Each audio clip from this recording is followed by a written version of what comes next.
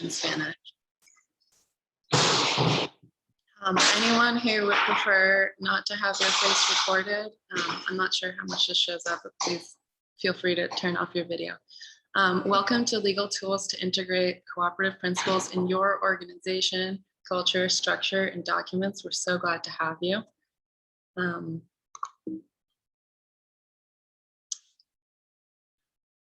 This presentation is being hosted by us, lawyers from the Cooperative Professionals Guild. I will let panelists introduce ourselves.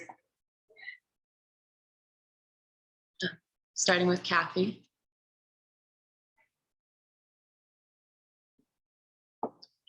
Sorry, Kathy, I can't hear you.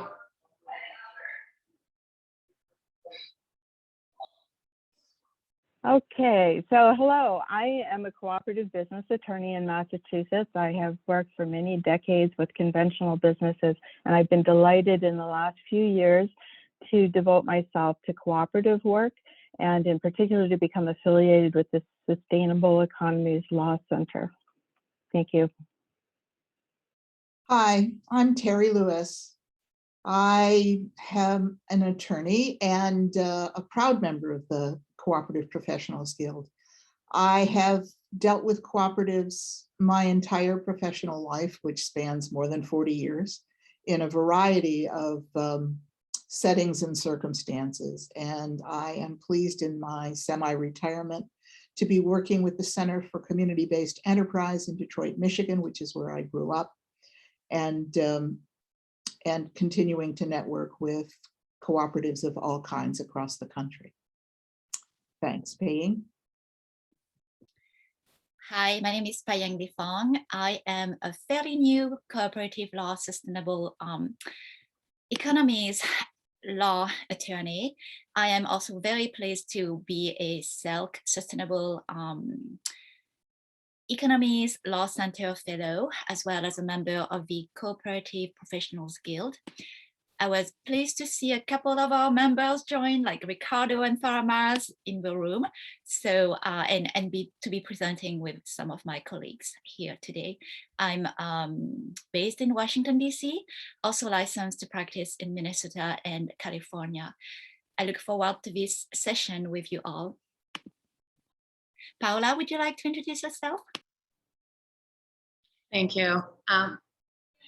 Hello, welcome. My name is Paola Eisner. That's Paola.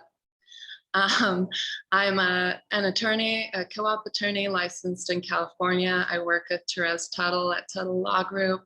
And I'm just really happy to practice in this space and to be with you all here today.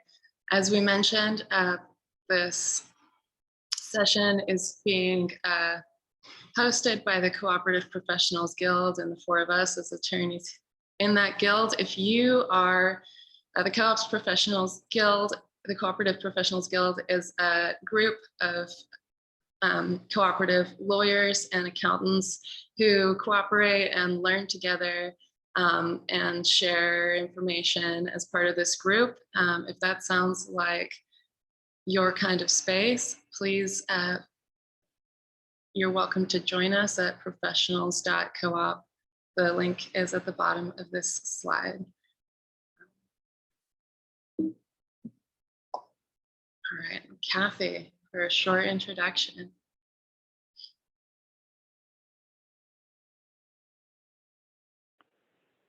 Thanks, Paula.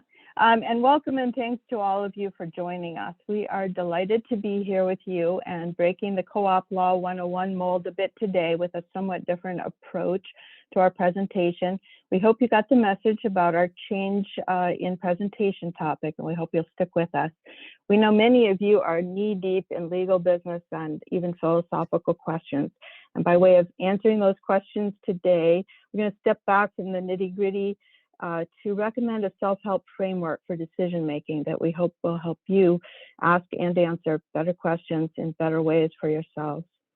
So the sheer number of decisions you need to make in a compressed time frame as startups can be overwhelming, we know. And you need to recognize the same decision-making burden actually remains true for mature and successful co-ops. They've just learned to make those decisions better and faster, and you can too. So we hope to help you figure out how to make decisions efficiently with a minimum of friction, but still thoughtfully and purposefully in line with your values and objectives. And to do that, you need to understand what all those decisions around you are about and a plan for tackling them. And a good first step, we think, in sorting out your decision making and the topics we're going to address today relate to the fact that the great majority of the issues before you relate to relationships. And that's the majority of decisions that are going to confront you even as you operate the business. Because as a business, you are in the business of relationships. You are in the business of relationships with your customers, your suppliers, your service providers, their suppliers, their service providers, your lenders, your community, your state, and of course, most importantly, with your fellow workers. So we all intuitively understand relationships are defined I'm sorry, by could you mutual. slow down, please? Yes, absolutely. Sorry, I'm a natively fast speaker. We intuitively understand that relationships are defined by mutual expectations, rights, and responsibilities. And less obvious to non-lawyers is that's what all the law is about also. Our legal documents and most laws are primarily concerned with rights and responsibilities within legal relationships. And the advantage to you is that you can then use these foundational laws and legal documents to help you make additional legal and business decisions better because they're all framed by relationships. So for our program today, I'm going to start by proposing that the first step in improving your legal and business decision making is knowing who you are as a cooperative, what you bring to the table in a relationship, your identity, values, and principles. And then Paula is going to take it from there to talk about the importance of documenting decisions in the variety of legal documents you have available. And then Terry and Payang will talk about approaches to decision-making, governance, and conflict resolution. And we hope to have 20 or 30 minutes at the end to hear from you about how you are using your legal documents to incorporate and create your legal identity. Paula, did you want to say a word about our format? Just that we will try to check the chat for questions that come during the presentation, but we would really love it if you could save your questions to the end. We're doing our best to conserve 30 to 20 minutes for questions. And so we look forward to leaving a good amount of space for discussion at that point. At this point, we would love to invite participants to introduce yourselves in the chat. You're welcome to share your name, your co-op affiliation, your contact information if you would like to share that. And if you would like, please share whether you're joining as a member of an existing co-op, an individual hoping to start a co-op professional or a co-op developer, or the reason why this presentation is useful and helpful for you. And we'll let those responses be added to the chat as we continue the presentation. Thank you so much. And Kathy. Great. Let me start with slide 1, Paula. Thanks. On finding your cooperative identity.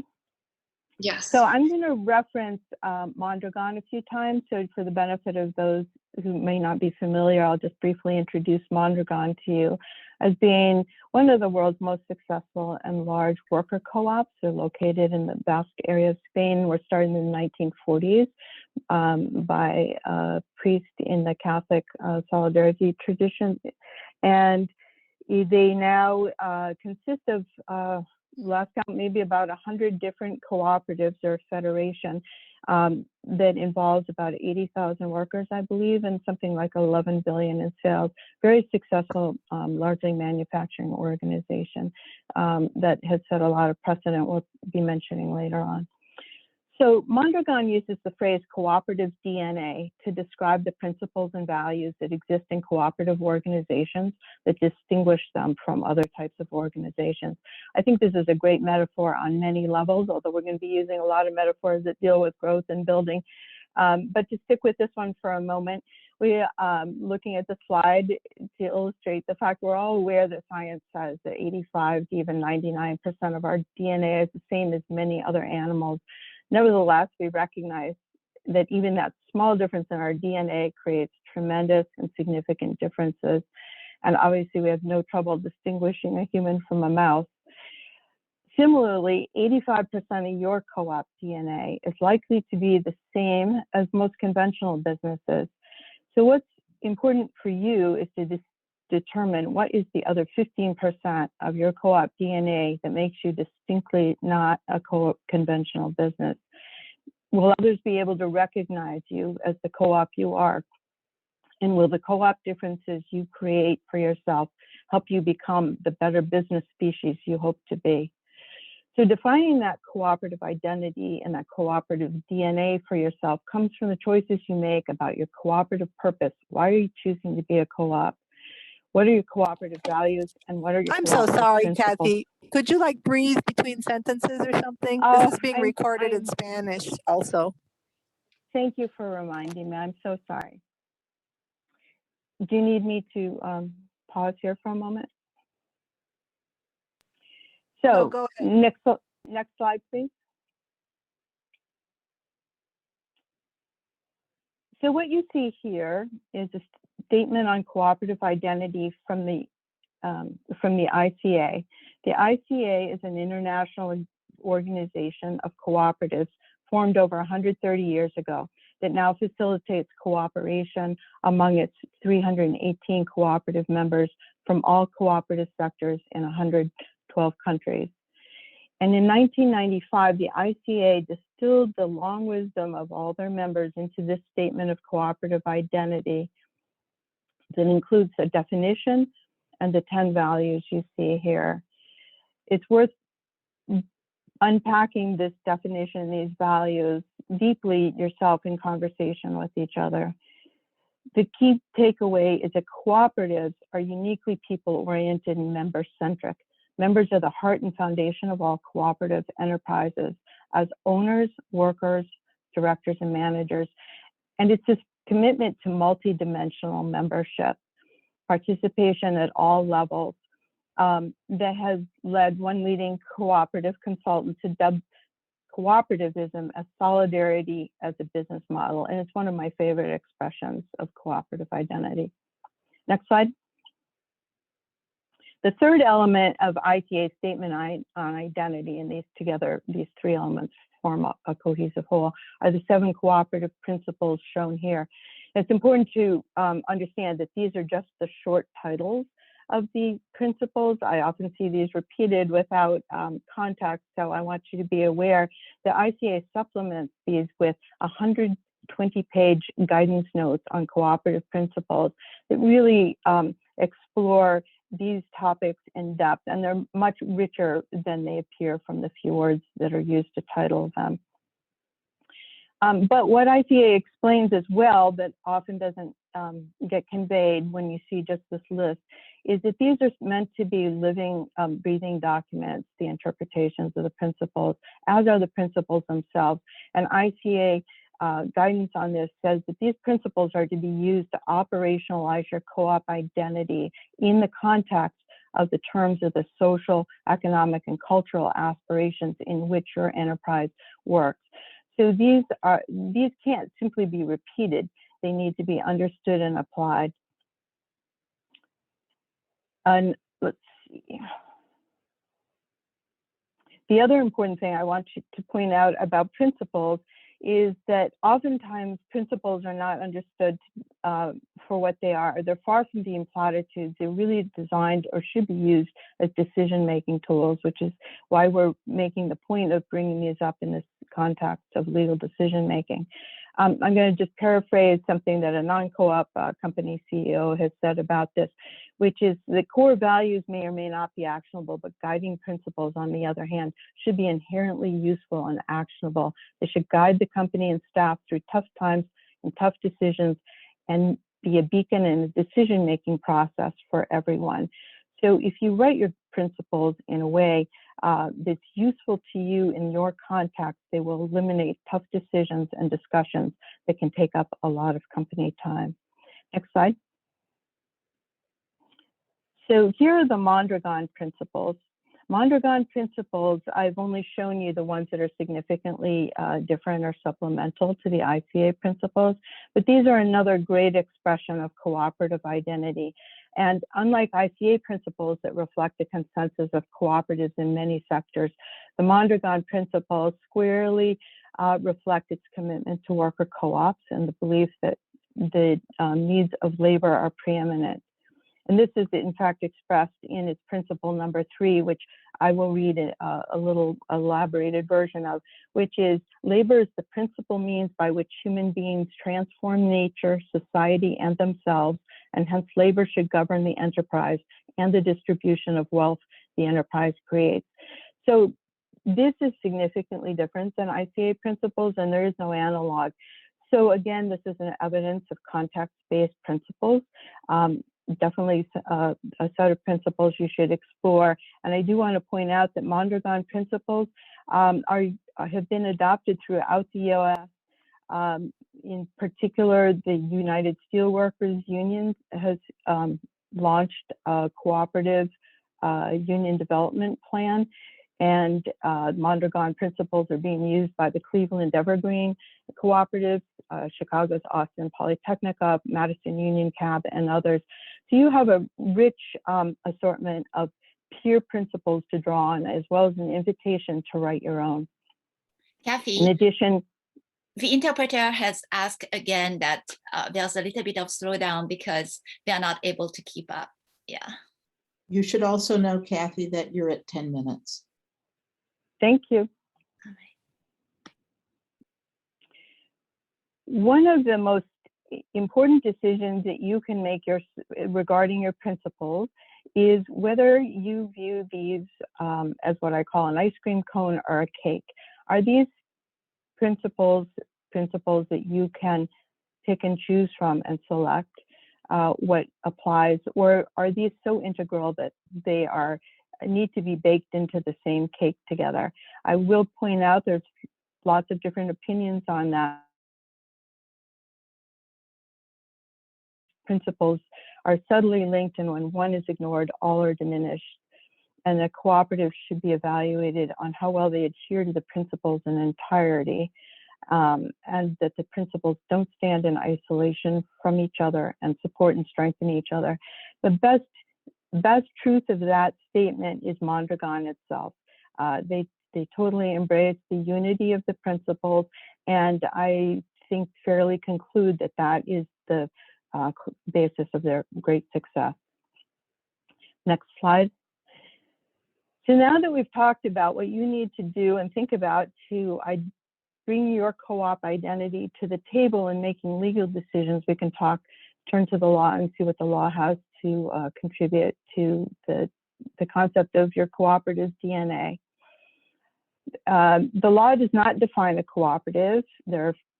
If you choose to organize under a cooperative law, there will be a few specific requirements, but for the most part, your cooperative formation will be based on conventional business law principles.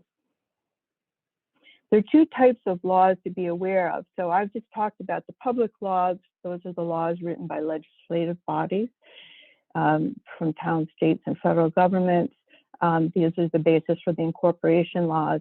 But there's another body of law that is customarily not recognized as such, and that's private law. Private laws are the rules that you agree to mutually, and those become legally enforceable.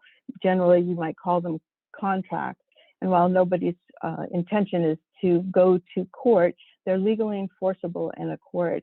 They have that weight of mutual commitment that makes them enforceable. And these are the rights that you will draw on in creating most of your cooperative DNA, because as we turn to, well, we'll stay on the slide for a second. As we turn to, in the next slide, to look quickly at a couple of the statutory requirements, you'll see they don't come close to defining anything like the cooperative identity principles that we've just discussed. So your private law options for creating that cooperative identity are contracts with suppliers, your investment terms, the policies, the various resolutions that your board adopts, and of course your foundational documents, your articles and your bylaws. And even certifications like B Corp status and fair trade are contractual, because you as a business are contracting with another entity to comply with their standards for use of those. Next slide. This slide, 14 yep. minutes. Okay, great. So this slide just illustrates very quickly a couple of examples of the very sparse requirements of statutory law, and how even then on the right-hand column you can see that leaves the majority of the questions about those requirements up to you to decide. Yes, your co-op has to be governed by a board, but who those board members will be, how many, and so forth is up to you. The 5 principles of cooperative identity that are in the statutes for worker co-ops are the ones you're familiar with. You can only have 1 class of voting stock, 1 vote per share, reserved for members, and issued only 1 share per member. Membership shares and members are limited to employees. You have to maintain an accounting system for their individual accounts, and then distribute net profits annually in accordance with patronage. And if you dissolve, distribute net assets the same way, or as you otherwise wish. That's it. The rest of it is up to you. So next slide. So if you rely solely on statutes, which is generally where most cooperators start, this is what your house is going to look like. A great foundation perhaps, but sadly incomplete. But the good news is it's up to you to determine what's missing, fill it in, and make it the cooperative you want to be. Thank you. Thanks so much, Kathy. And I appreciate the hands up, but I believe we're going to wait until the end of the session. You're welcome to put any concerns in the chat if it's time sensitive.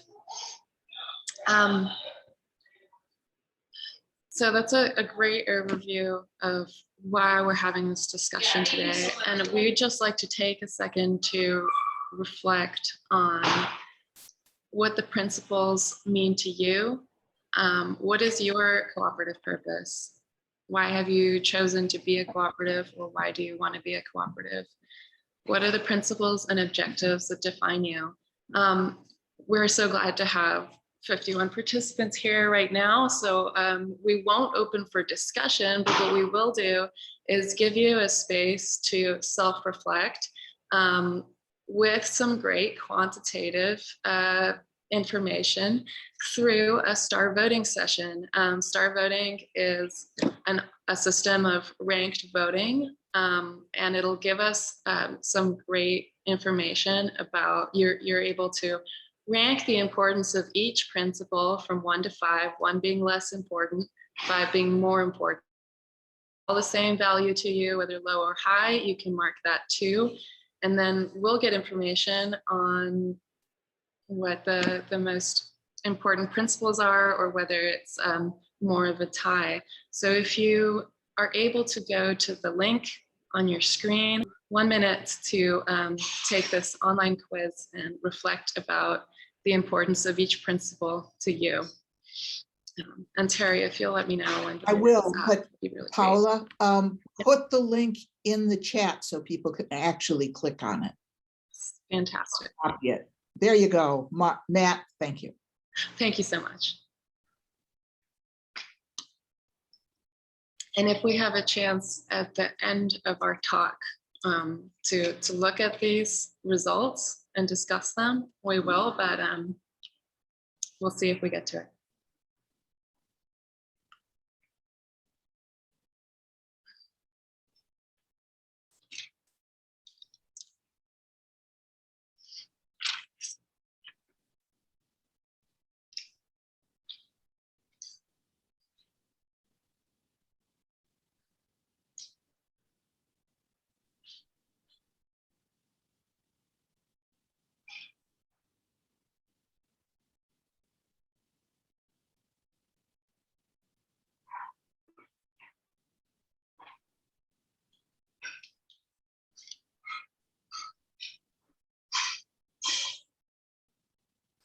Okay, that's our minute.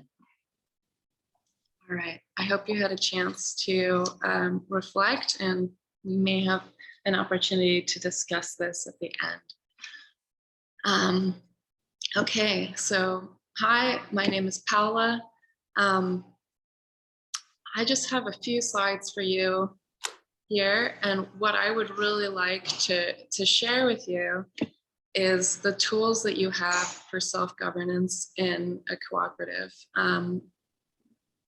Kathy described cooperatives as a solidarity as a business model, and it's really all about self-governance. It's about making these decisions ourselves. And in order to do that, in order to self-govern, you need to know where your tools are, what they do, how to use them, and how to forge them yourself.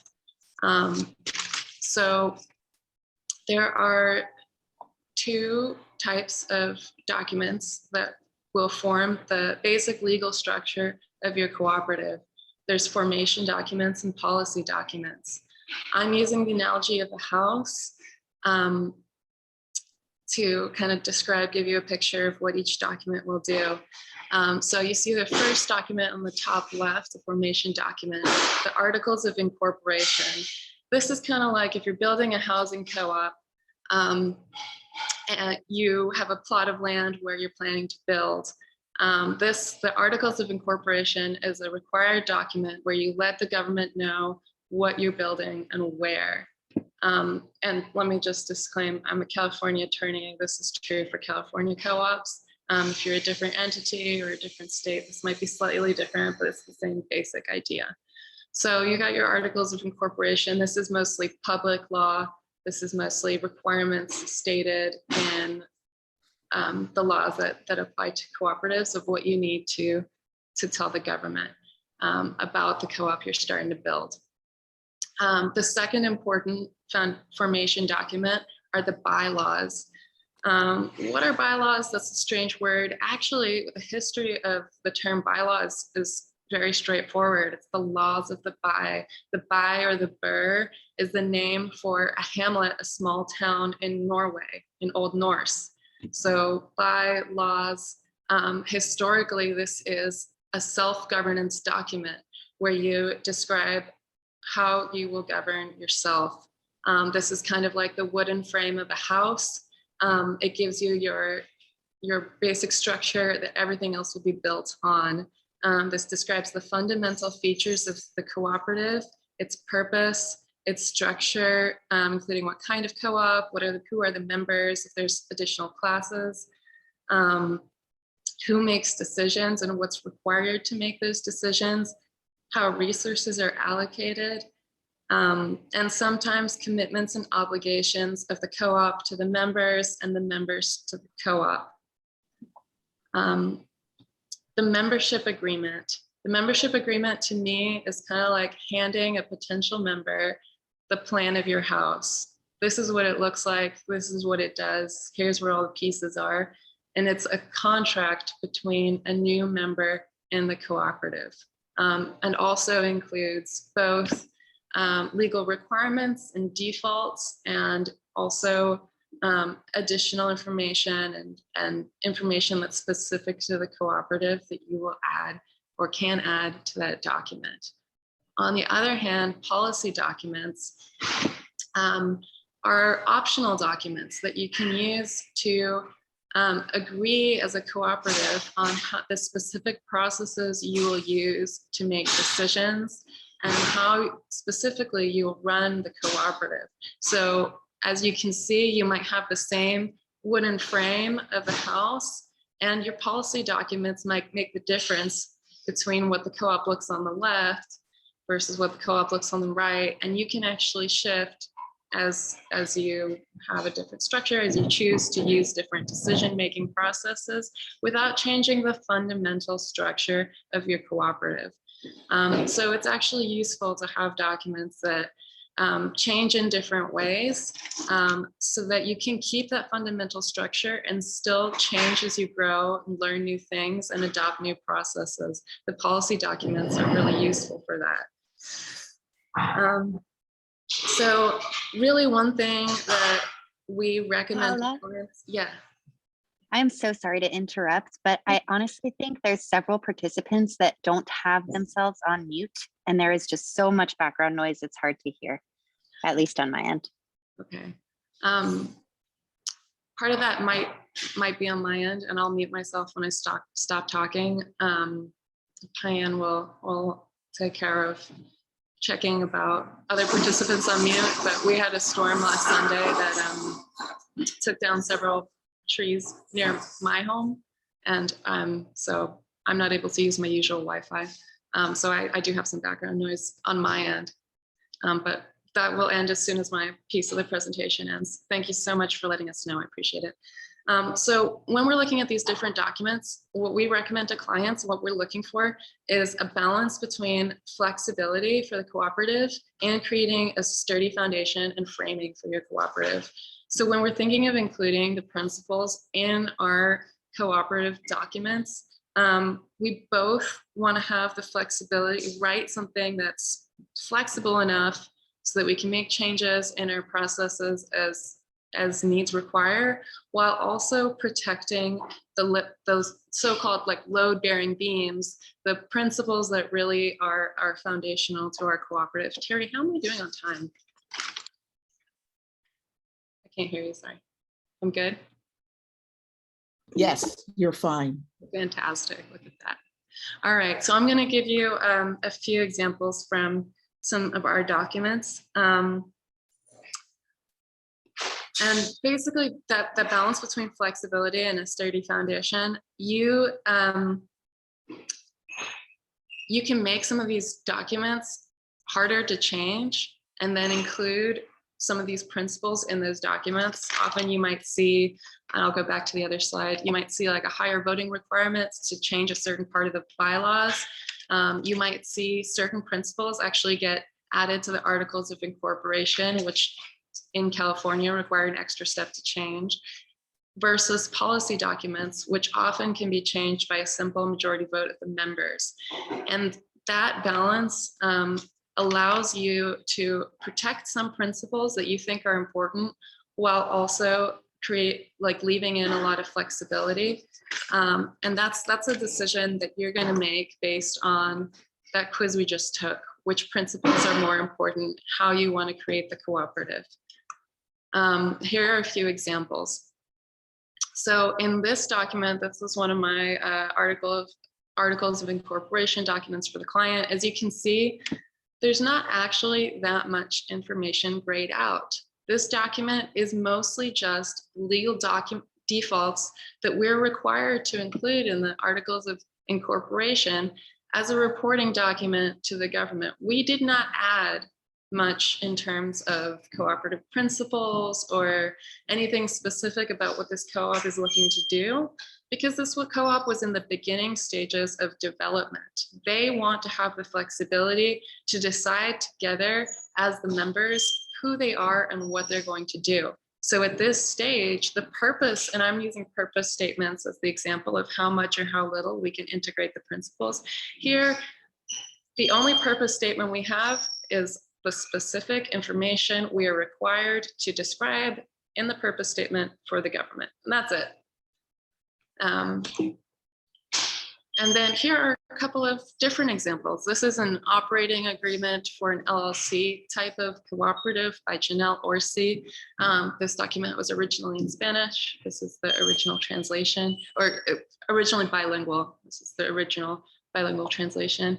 And in this case, the co-op chose to describe a more specific purpose statement, and this will contractually bind the co-op to this slightly more specific statement. The purpose of this cooperative, and I'm reading from it, is to create stable job opportunities for members of our community, to practice workplace democracy, to feed our community, and to grow community wealth. We value equality and respect, and we seek to create a just and healthy workplace. And I think you can see how this description includes the principles without being specifically naming the ICA principles and the Mondragon principles that we went over. This is more specific to this particular cooperative.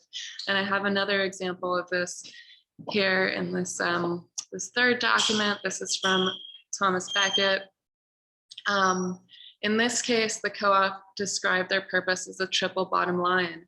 This limited liability co-op company shall be operated according to triple bottom line principles. The duty of the managers is to maximize financial benefits of the members, is supplemented by a co-equal duty to responsibly pursue optimal benefits to concerns of the community, the company's community, including its employees and associates, and the health and safety of the public and the sustainability of its biological environment. So these two last LLC co-ops chose to have a slightly more specific purpose statements, and that worked for them in these documents at that time. We really hope that you are slightly more familiar with the key documents that create the legal structure of your organization.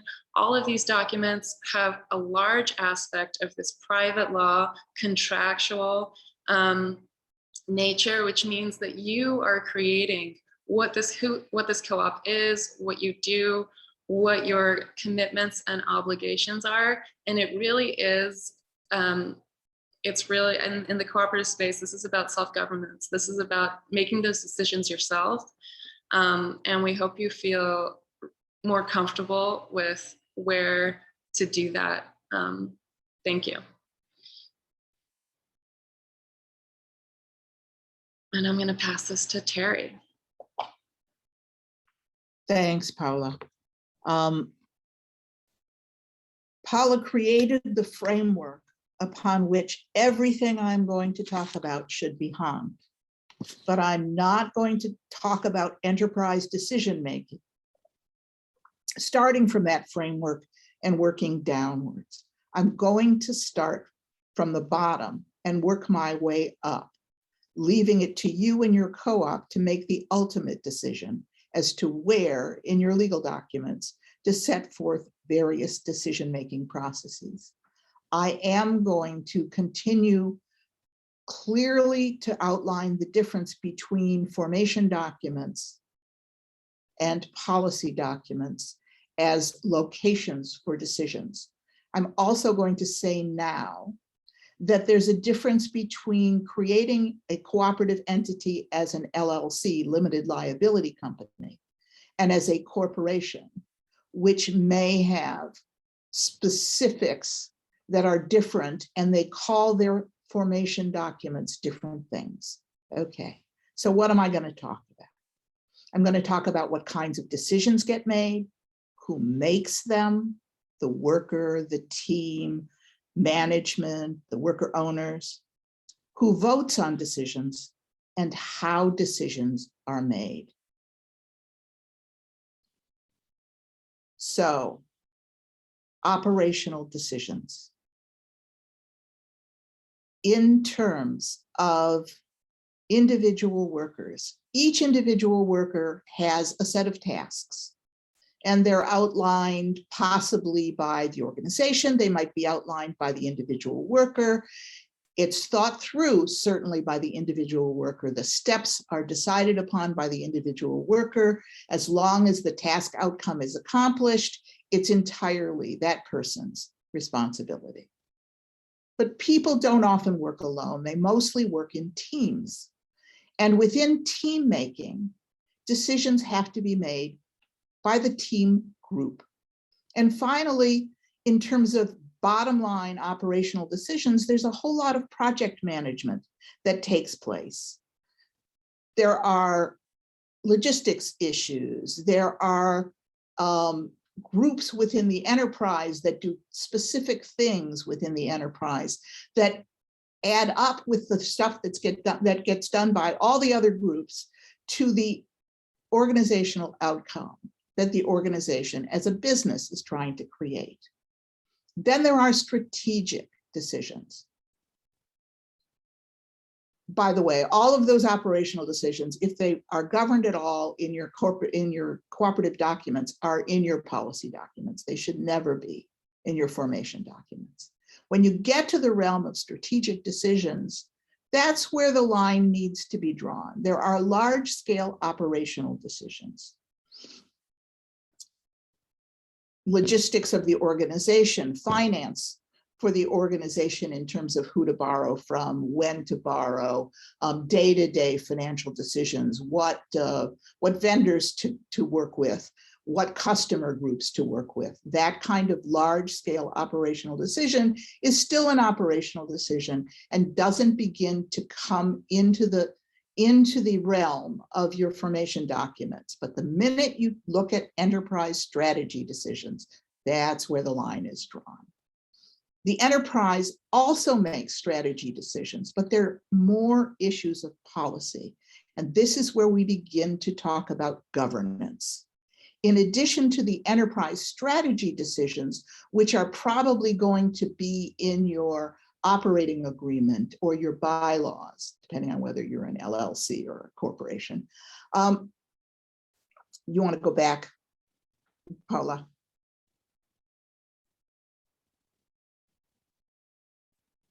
There you go. Good. Stay here for a minute. So clearly within your governance documents, within your formation documents, you're going to talk about enterprise structure. And here's the decision between whether you're going to be an LLC or a corporation.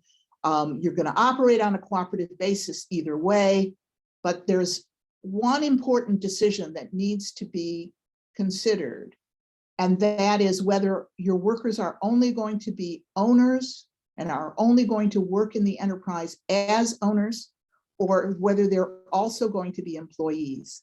And that will have legal consequences within your state and in general, if you choose to have employee owners, in addition to just worker owners, you're going to be subject to a bunch of state laws on that you have to contribute to unemployment compensation and so on and so forth. But also, you're going to have to ask your employees for their Social Security numbers, which means that if you have undocumented worker owners, they are going to have the decision of withdrawing or lying. And that's not something you necessarily want to put your members to the test about. Finally, within governance, there's enterprise finance. What's your budget? You know, what are the big economic decisions? Next slide. So I'm going to talk about, within all of this scope of decision-making, voice and vote. On a personal basis, my personal principles, way up at the top, include a commitment to voice within all decision-making, including operational decision-making, organizing team decision-making, organizing project management, organizing strategy implementation. If you have a small organization and you have one or two teams, the decisions and how to have voice in those decisions is going to be kind of organic. But if you have 500 worker owners, you're going to need some sort of structure within your policy documents that govern this kind of decision making. In terms of using cooperative documents to determine governance decision making, those are clearly going to be within your formation documents, in your articles of organization, in your cooperative bylaws. And it seems to me that the way in which you do this should be well laid out in those documents. The thing I'm going to emphasize here is that there be transparency in decision making. People need to have voice, they need to have the right to offer their opinion, but they need to have information on the basis of which they're going to have those opinions. So if you don't have financial transparency, if you don't have management transparency, your workers will not have the foundation upon which to voice their concerns and their opinions. Transparency in both operations and governance is critical. And finally, I'm going to talk about the participatory decision-making processes that ought to exist. Now, this is mostly an introduction to something that Paying is going to cover in more in more detail, but I'm going to say three things, okay? There are a number of participatory decision-making processes. Sociocracy is a good one, a very good one. And whenever a decision is to be made using any decision-making process, please remember that there are almost no decisions for which there is a single right answer, right? Most decisions are made in the context of reasonable answers. So the outcome of a good decision-making process is one among many reasonable decisions that you or the group or the enterprise, depending on the level of decision-making, can live with and commit to until things change or substantially more information is available. And with that introduction, I'm going to turn it over to Paying. Thank you, Terry, and thank you, Kathy and Paola. Yes, we are coming to the section where we're going to try to discuss and present a few practical tools. So to start this segment, I would highlight the following general principles. What is on paper only has value if it is actually done. More than what you say, what you do shows who you are. Preventing harm is better than correcting harm. The measure of a good cooperative is not what it does in good times, but it's what it does in hard times. Inclusion is not about special actions outside of regular operations. It's how the cooperative operates all the time, and it shows in every aspect of a cooperative's work. So this segment seeks to address first what can be done to avoid the worst, and then if really needed, then a few tools if the worst happens. We're going to change slides. Sociocracy is a very useful tool. So on par with financial challenges, governance tends to be a major cause of cooperative woes and failures. How many cooperatives dissolved because members could not work together and left? How many cooperatives identify membership fluctuation as a source of ongoing lack of stability? A lot of those failures are tied to the complexity of implementing true and effective democratic governance. Sociocracy offers several tools for governance and decision-making that can be integrated in an organization's documents and processes. A general statement in the bylaws can acknowledge this organization operates according to sociocratic principles. Sociocratic processes can be embedded in the bylaws and in the procedural rules for the meetings.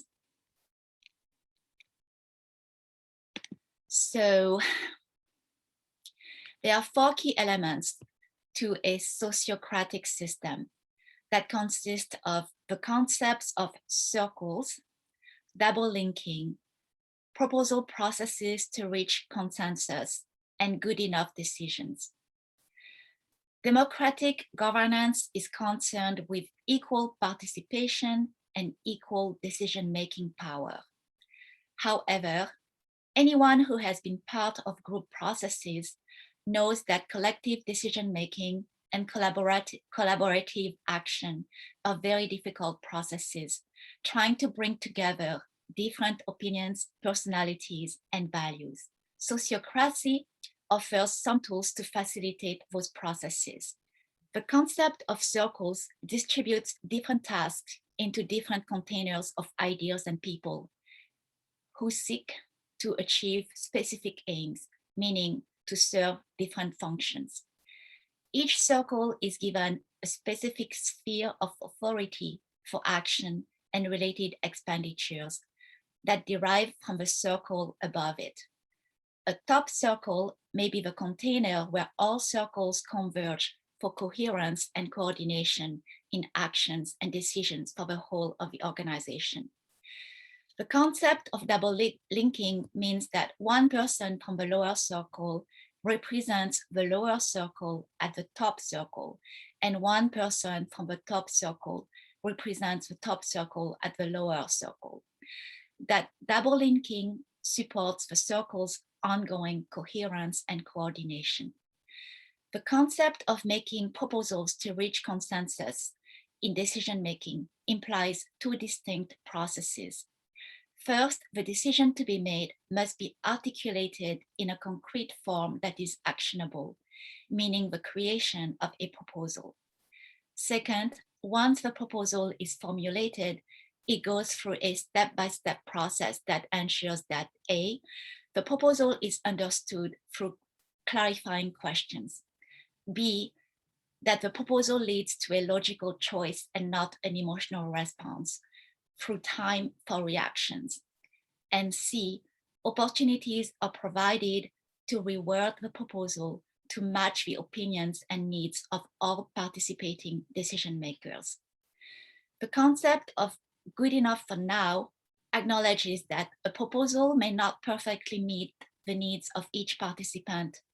However, it meets their aim sufficiently that all can vote, yes, good enough for now. We change slides. Next, we're going to look at money troubled waters.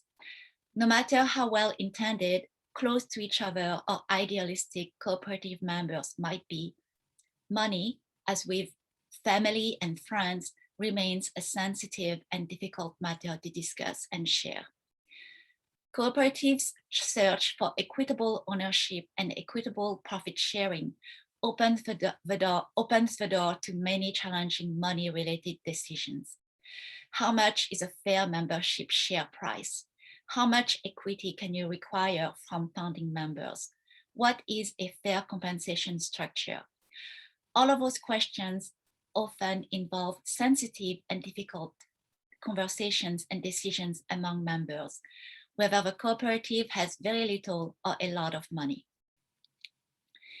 These general good practices may help alleviate those difficulties and can be integrated in the organization's documents and processes. One, financial literacy is a basic necessity for equal participation in decision-making about finances. Two, as much as cooperative members want to trust each other, implementing a good financial management system that meets GAAP, generally accepted accounting principles standards, is a good practice. That means having 2 levels of financial review, having 2 signatures requirements, and so on. Some cooperatives purposefully rotate financial management roles.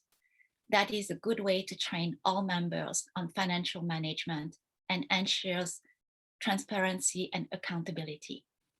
Either the bylaws or financial policy manual can reflect those requirements and processes.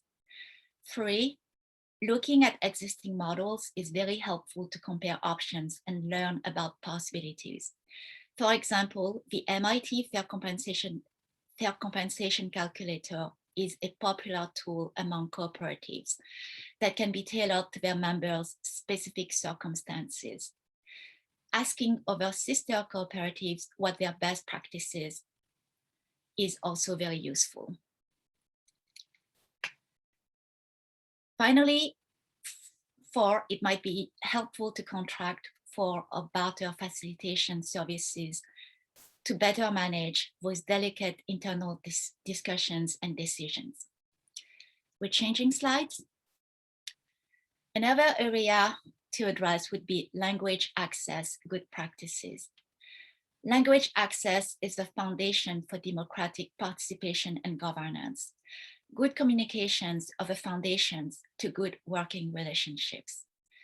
Cooperatives that want to remain true to democratic participation and governance and want to promote good working relationships should provide language access. We will highlight 3 areas of language access. In the US and other countries, low literacy levels remain a reality for communities that have been traditionally excluded from economic opportunities. Plain language and using other means of communications such as images, cartoons, videos, and podcasts, can make information more accessible and promote greater participation. Limited English can be addressed by translating and interpreting communications in all the languages spoken by cooperative members and potential cooperative members. In addition, attention should be paid to cultural differences and nuances. Training translators and interpreters in the specific terminology and values of a cooperative movement will help them to more accurately relay that information and be less likely to default to their own interpretation. Another major area of language access addresses the needs of members with different physical and mental abilities. Technology solutions such as closed captioning and large print size can make virtual meetings more accessible. Furthermore, presentation styles that are engaging and structured can make information more accessible to neurodivergent members. Finally, attention to words and trigger warnings can make cooperative meeting spaces safer for persons dealing with mental health issues. Change slides. Lastly, we will talk about non-voluntary termination clauses and processes. Sociocracy and other inclusive models advocate that it's not that people don't belong or are not the right fit. It might just be that they are not in the right place within the organization. Finding the spot where people are most effective and successful, or training them to be the right people for the right spot would be the first action. If that does not work out, then non-voluntary termination may become unavoidable. Non-voluntary termination is a painful experience everywhere, but especially for cooperatives that seek alternative models of working together, making management decisions together, and owning things together. With shared equity, the situation is even more challenging. The following three models of clauses represent the minimum due process that can be provided. They can be integrated in bylaws or operating agreements to prepare for a fairer and smoother transition, even in non-voluntary termination situations. In a worker cooperative where there might be more worker owners who might have smaller amounts of equity, there might be less concern about equity repayment to the members.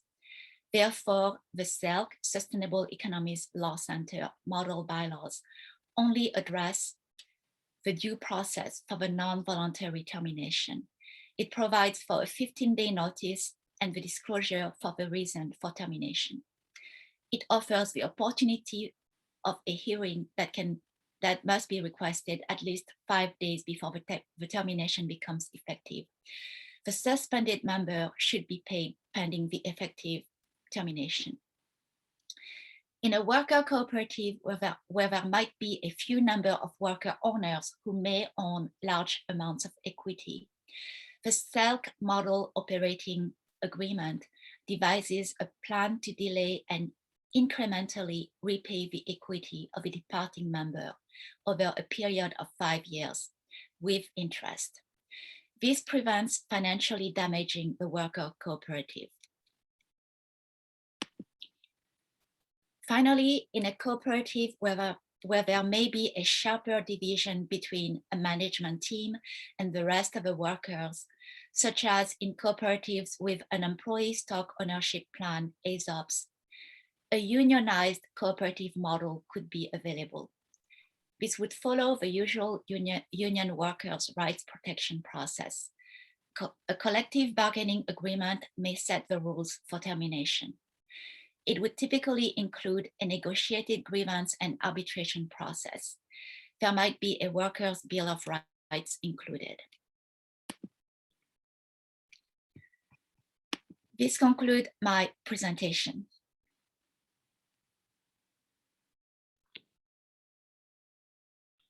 Okay, thank you so much, Payan. So glad to be able to cover all of that in this session. we will be happy to take questions now. And while you're thinking of your questions and putting them in your chat, in the chat, or raising your hand, we're happy to take either. We can also start by taking a look at the results of star voting. And so I'm going to throw that link in the chat again. The star voting platform is available for free to host.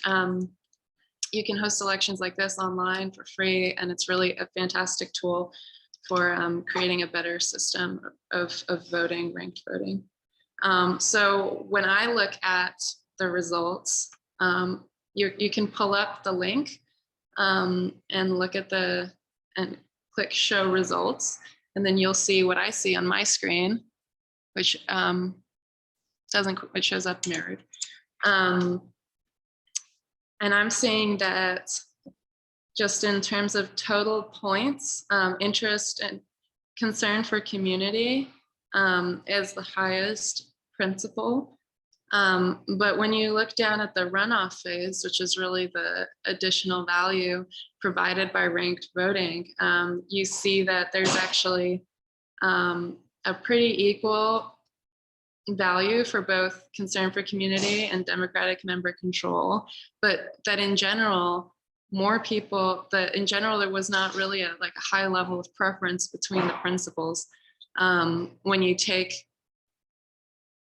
fortunately the system does it for me, but it says that 60% voted, once the numbers are all tabulated, that there's no preference between the principles. So that's actually a very interesting result for me. We'll take a question from this individual who I'm just asked to unmute. Sure. Yeah, can you hear me? Yes.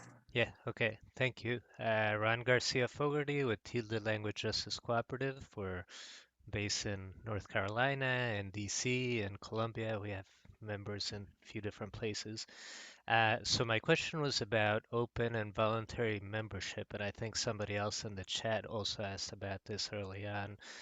Just, how open, should membership be? And it's been something that we've struggled with. We've had two processes, with bringing in new worker owners, and just trying to figure out the right balance between, worker owners making decisions but also, having that process, to what degree is it transparent and open to, people who we contract with or, other people in our community. So that's my question. I'm going to say a couple of things in response to that and leave it open for my co-presenters. This is Terry. The type of cooperative you have and the business that you're in is going to have something to do with how open membership works. If you're in a housing cooperative, for example, there are a certain number of dwelling units and that's that, right? And the notion of open membership then becomes, don't exclude types of people, right? If you are worker owned, a little different. You have size issues with some worker owned enterprises and not with others, right? So open membership in a situation in which it's conceivable that every single translator, for example, working in your area might choose to be a member of the cooperative. Would that create a problem for your enterprise? Yes or no? Right? So that's the next question. If there is not a size issue, and if open membership in terms of having every possible person become a member, then the next question becomes one of quality control, right? And there are two kinds of quality that I think of initially. One is the quality of their work, and the other is the quality of their participation in the ownership entity, right? So that's sort of my riff on this, the way in which to think about open membership, depending on the kind of cooperative that you're doing. I'm gonna ask my co-presenters to go ahead. And just to add a little bit to that, I guess, is that I think it would be unsustainable for us to open it up to anybody, who wanted to join. And so we do look at, how do we grow in a way that's reasonable for us, but then where is the balance of, okay, we make all these decisions internally, or do we open it up so that people can apply as well? And, that, I guess that's where I'm trying to go to. Hey, this is Kathy. I'll jump in on that to add on to what Terry just said. So as Terry pointed out, and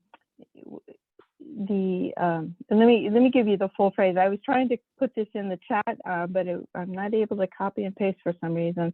But the full expression of Principle 1 is that cooperatives are voluntary organizations open to all persons able to use their services and willing to accept the responsibilities of membership without gender, social, racial, political, or religious discrimination.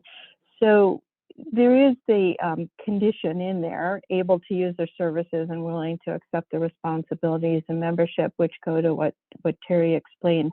And in the guidance notes, which I really encourage you to read, the ICA spends 10 pages on this particular principle, going in depth on many of the issues you're raising. And they do clearly acknowledge that with respect to organizations that have limited capacity for membership, they use example, fishing cooperative serving people in a single port, or housing cooperative, as Terry mentioned, or a worker cooperative who can only limit a certain number of only employ a certain number of members. There's no obligation to open your doors and distress the company by hiring everybody. But the focus is on open without discrimination, and that's very broadly interpreted.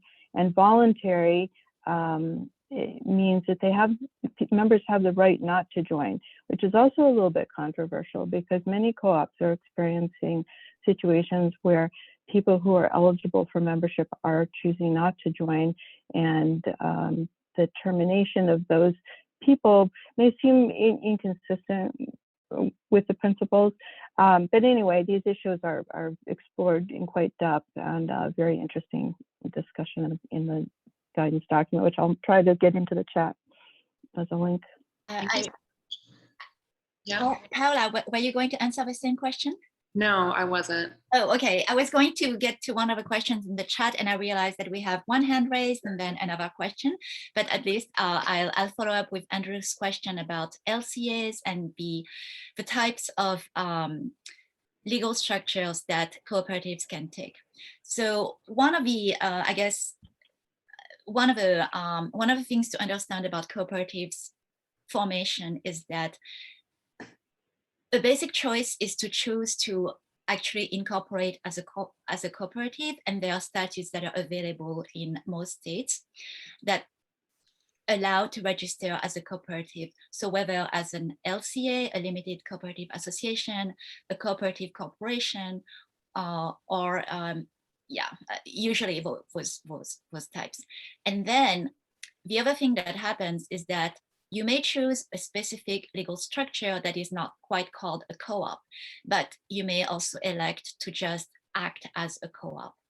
And because you are acting as a cooperative, following cooperative values, then you may qualify for some of the benefits that are available to cooperatives. That would be the very simple answer. You would definitely, I guess, need to talk to hopefully an attorney in your legal jurisdiction who could really give you better choices. Or reach out to our group, definitely the Cooperative Professionals Guild, and somebody may be able to get back to you. Hope that answers your question, Andrew. If you have additional clarifications that you would like to ask, please write it in the chat or speak up. Thank you. Thank you. I'd love to hear from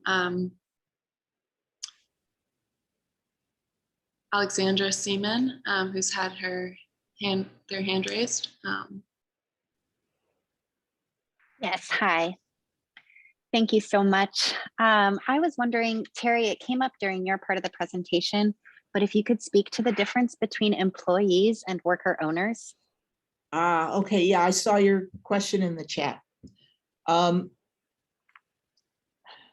state provides certain benefits under federal law, workers' compensation and unemployment insurance, right? In order to get those in order to participate in those state-funded, state-collected benefit groups, you have to be an employee. It is entirely possible for the entity to create analogs to those things if they do not have employees, right? There is insurance that can provide an almost exact analog to workers' comp, right? You can also set up a situation in which every worker is an independent contractor and they can provide their own insurance. There are bunches of ways to create analogs. But in order to be required to fund unemployment compensation and workers' comp, you have to be employees. Does that help? Yes, it definitely helps. Thank you for clarifying. Thank you. So next, we'd love to, Reams Hospitality Group has included their question in the chat. Would you like to unmute and make that question verbally?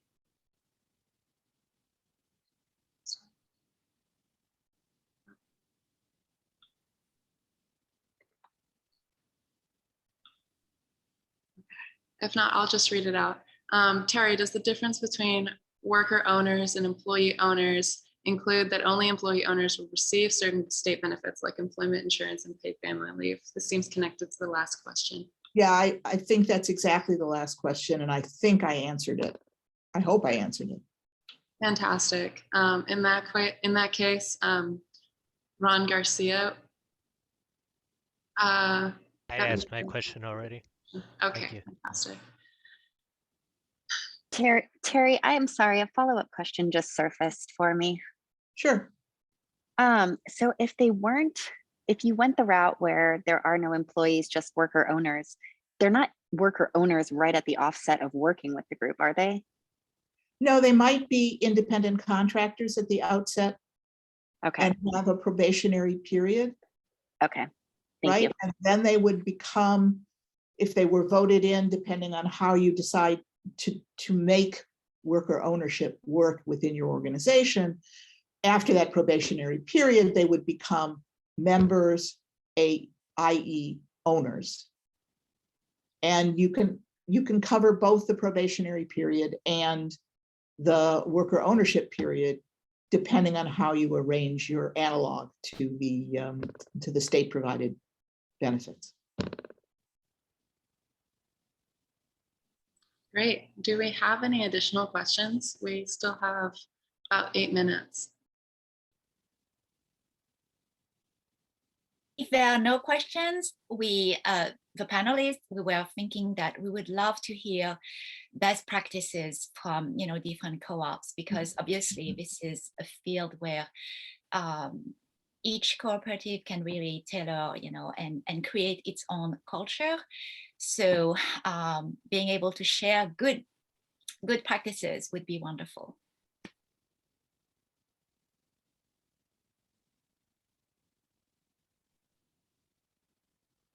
Ron Garcia, the Tilde Language Justice Cooperative, asks for the link to the ICA guidance. Can you put that in, Kathy? Do you have it? Yes, I was trying, and for some reason I wasn't able to cut and paste, but thank you. Got it. Thank you so much. Okay. Thank you, Checkums. Yeah, can I add to that prompt too? Just as some examples, for instance, Mondragon has its wage solidarity statement, which is sort of controversial. One of the practices you might have considered or put in your legal documents is about wage spread, you know, a commitment to living wages, or as Mondragon does, a spread of wages not more than 1 to 6. That's an example, or climate action principles. So just give you some ideas of things you might want to raise with us as innovative practices you've adopted.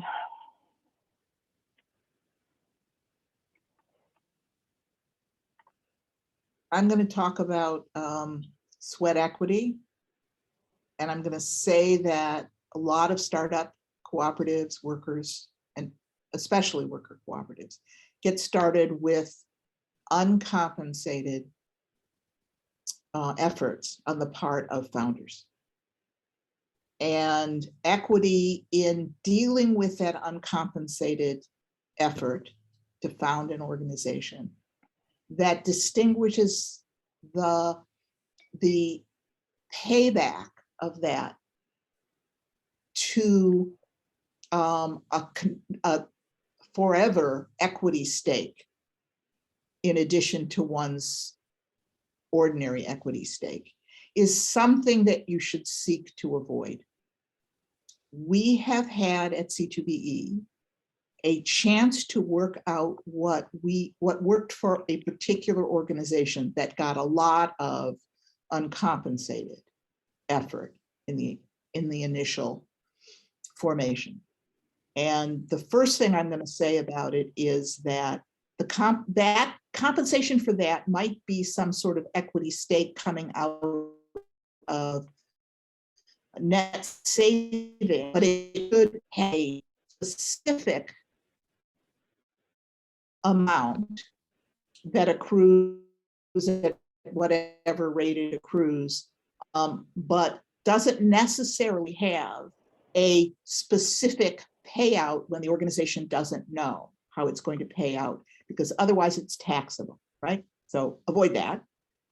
But always have it terminated when the total amount, including interest, is paid out of net savings, so that you don't have a situation in which there are super workers and workers. I hope that was a little clear. It's such an important point. I feel like so many co-ops come across that. Thank you so much.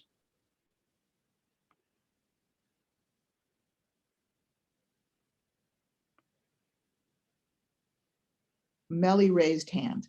Yes.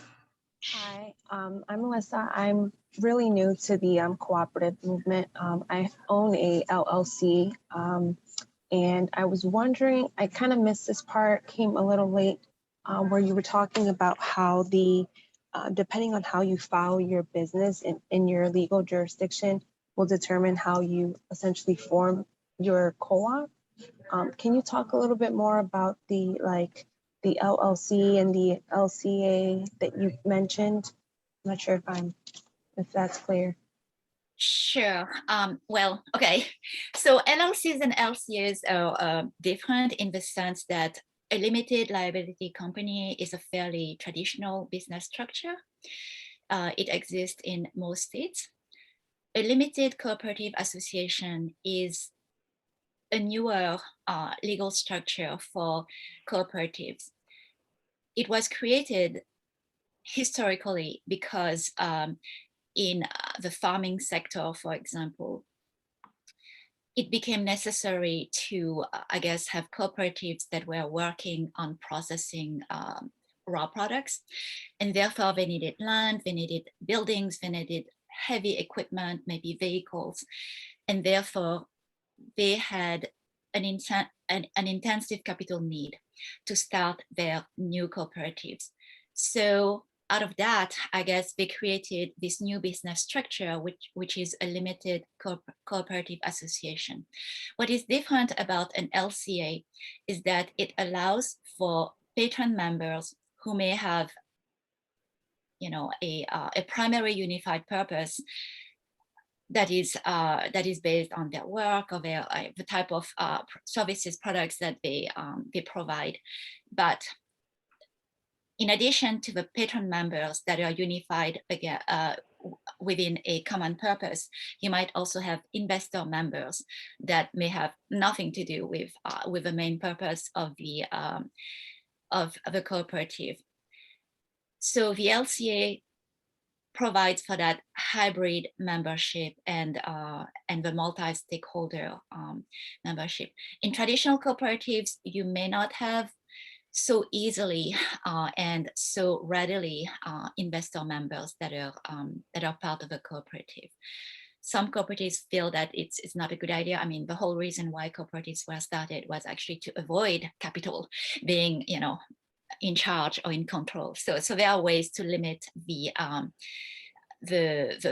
control of capital owners in LCAs. LLCs are completely traditional business structures. However, LLCs can act as if they are cooperatives.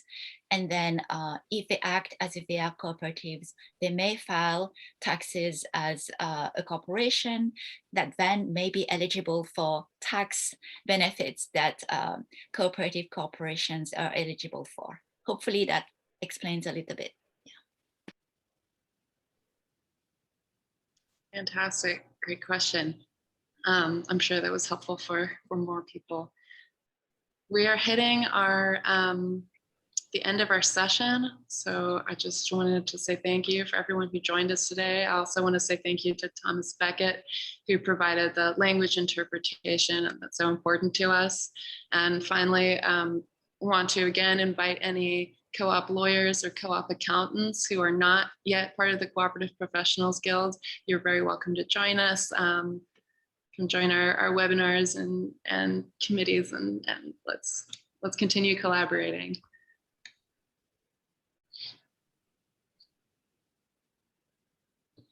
Thank you so much. Any other last words from the panelists?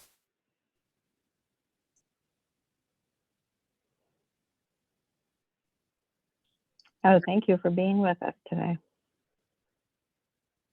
Thanks for the great questions.